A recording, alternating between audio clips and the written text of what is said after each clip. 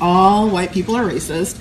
So I put this up because I really want any white person in the room to know up front that this is what we're dealing with, that it's not going to be this coddling of white tears and what that looks like. We're not going to discuss, oh, maybe some of us have worked it out. No, you're always going to be racist, actually.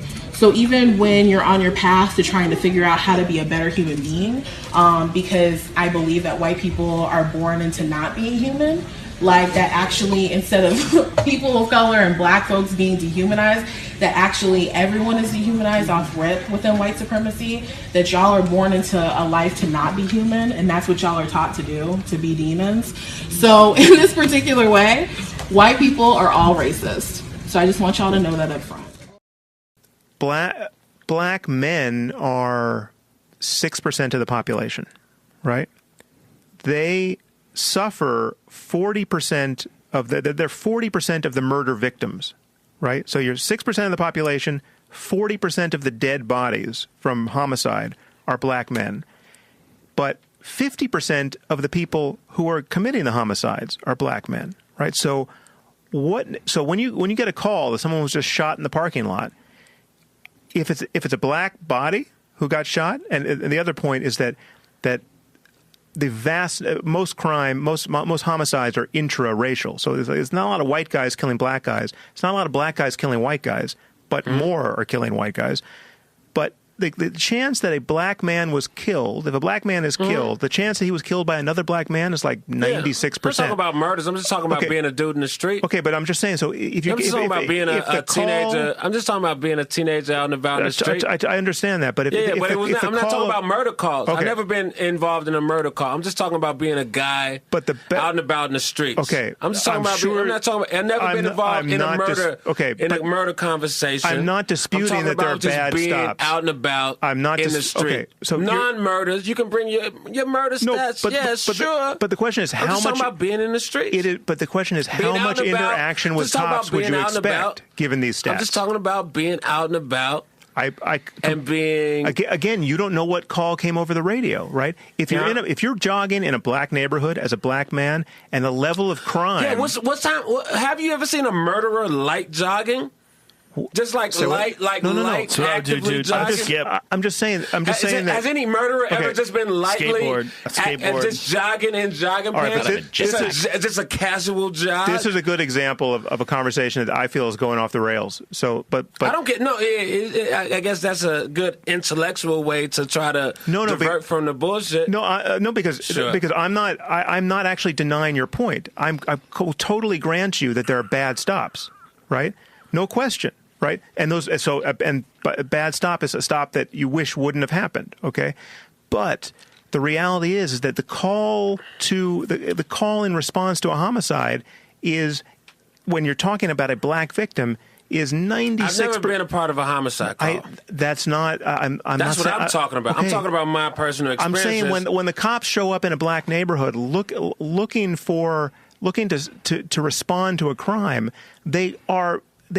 it only makes sense for them to be looking for a black perpetrator of that crime, and 9 times out of 10, the call will say the suspect was black, right? So who are they? So they drive into a neighborhood and they see some guy running. Now I'm not saying that was your case, but there are thousands upon thousands of cases like that. Yeah, and it's you.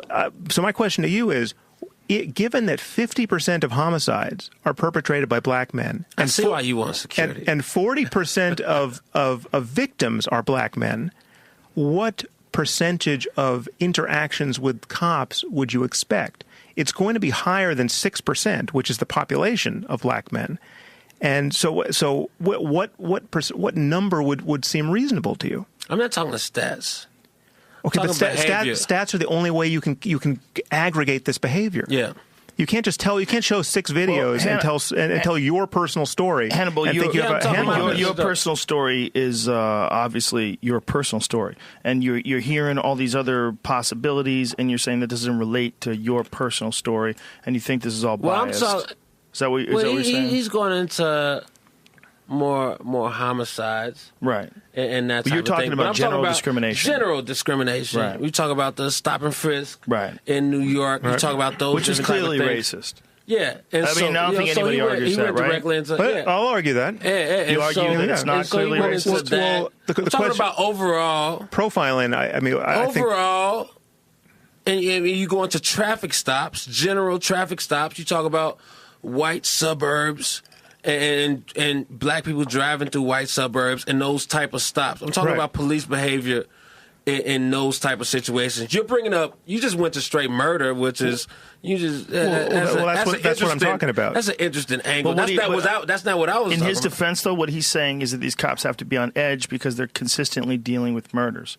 That's all it is. Like, they don't understand what exactly has happened. They're referring always to. But he's talking. Always dealing with murders. Sometimes they're just dealing with numbers. Well, you could substitute homicide for any other set of crimes. But hold on a second. Always meaning all the cops in the country at any given night when they come to the scene of a crime. They're constantly and consistently dealing with murders. To a scene of a crime. Come on, man. Hold on a second. Listen, I'm not. Listen, what I'm saying. I'm saying every city in the country, all cops constantly. If you're a cop and you hear that there is a shooting on West and 3rd or whatever the fuck the street is, you are terrified that you're going to go there, whether it's white or black. You're going to go there because people are killing people all over the world all the time.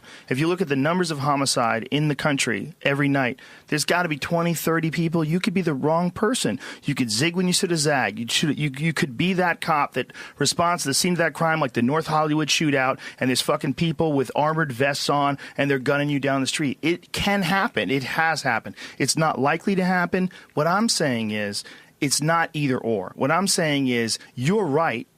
There's a lot of fucked up discrimination that shouldn't take place.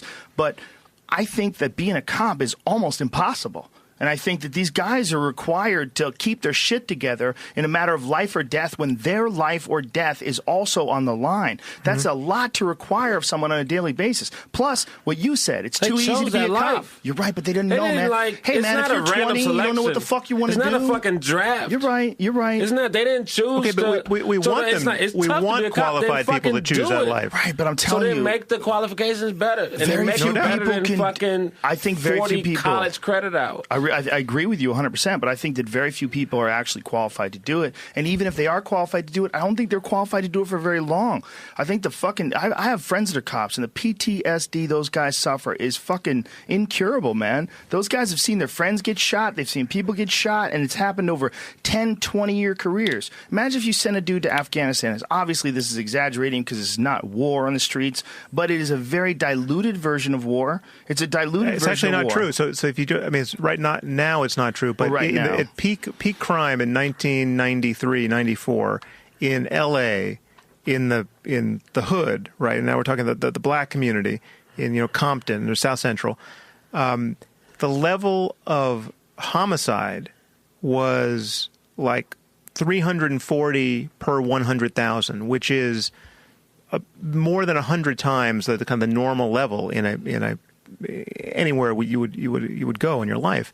It's the same rate of death as for soldiers in peak conflict during the war in Iraq. So it was quite literally a war zone. I mean, your chance of dying as a young black man from other young black men in gangs in L.A. in the 90s was just like someone who had deployed to Iraq at peak conflict. Lives matter. Black lives matter.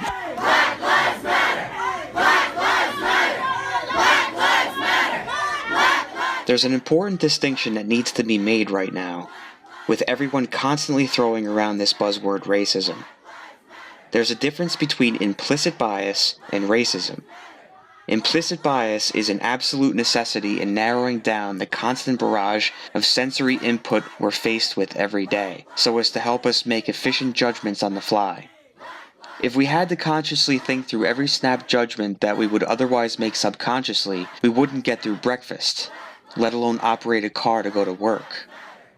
This streamlining process naturally leads us to make choices which help us err on the side of familiarity and caution.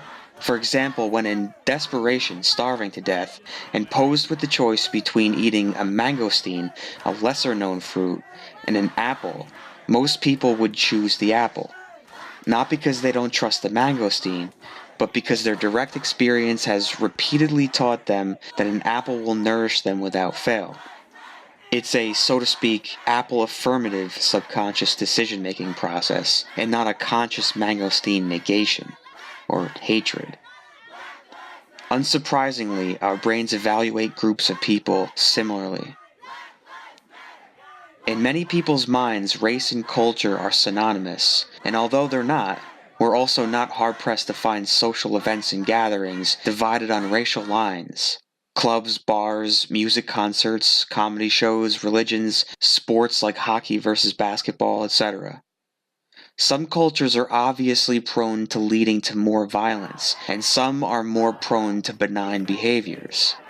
The fact that these cultural divisions exist, albeit as imperfect as they are, illustrate that racial profiling, although crude, can serve as a small piece of potentially useful information about a person's actions when used with extreme contingency upon the evaluation of further evidence.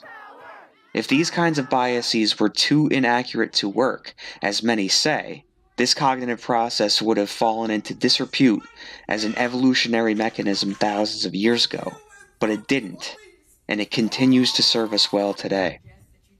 So to tie this back into my original point, these kinds of crude judgments are not racist per se.